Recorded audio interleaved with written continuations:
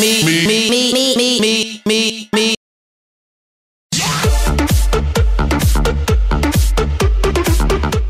учир гэж гишүүнийг юм хэлжээ да янз нь. Сошиалар шуугаад сүйд. Хөргөдөө мөнгөний үнцийн талхны өртгөгч мэдэхгүй нантыг шоолоод яах вэ? Бага царай л тэр. Бусдаасаа ялгах юм алга. Тэр 76 дотор үүнээс дээрд хүн цөөн шүү цөөн. Угаасаа энэ нөхөр монголчуудыг иймэрхүү байдлаар амьдруулад байхад хаваасаг гэж л боддог хүн байна штэ чаавас.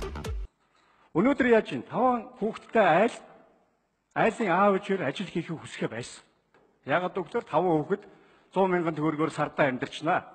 Тийм байхад энэ хар бор ажил хийж ингэж амьдрах хэрэг юу вэ гэж ингэж боддог ярьдаг болсон. Ажил хийх хүн байхгүй болсон.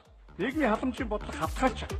Сайхан хэллээ. Улсын хурлын гишүүн хүн юм ярих ёстой л гэж бодгоос биш юм боддог байх ёстой гэж боддоггүй хүн байна да чаавас. Яг уу хөдөлгөө бодоод өгчихье. За 100 мянган цаасаар 5 хүүхэд 2 том хүн 1 сар амьдрах нэ тэгвэл сард 30 хоног байна. 31 хоногоор бодож мань гишүүн хүнийг зовоогоод юу хөхгүй. За юуны өмнө 100 мянга 30 хоногтой хуваана мэдээж. 3333 төгрөг болох нэ. За одоо үүнийг нөгөө 7 аманда хуваана да. Юу вэ ч доо. 476 төгрөг 14 мөнгө болов. Нэг хүнд өдрийн 476. За бүс 477 төгрөг ноогдох нь. Автобусаар нэг буудлын явахад 500 төгрөг байдаг юм штэ гişүүнэ. Хамгийн хямд талах 1200 орчим төгрөг. Нэг талхны 3-1-д тэнцэх мөнгө байх нь. Ер нь бол хүн хэмээх бодгаал нь өдөртөө 3 удаа хоол идэх ёстой ёо доо. Одоо тэгвэл тэр 477 төгрөгөө бас 3 удаагийн хоолндоо хуваана. Нэг удаагийн хоолнд 159 төгрөг зарцуулах нэ. 150 төгрөгийн үнэтэй юм гэж Монголд үгүй дээ. Бүр бөксөө арчдаг нойлын цаас нь хүртэл 600-аас 700 төгрөгийн үнэтэй. Гэтэл ийм мөнгийг тансаглал хэмээн боддог хүн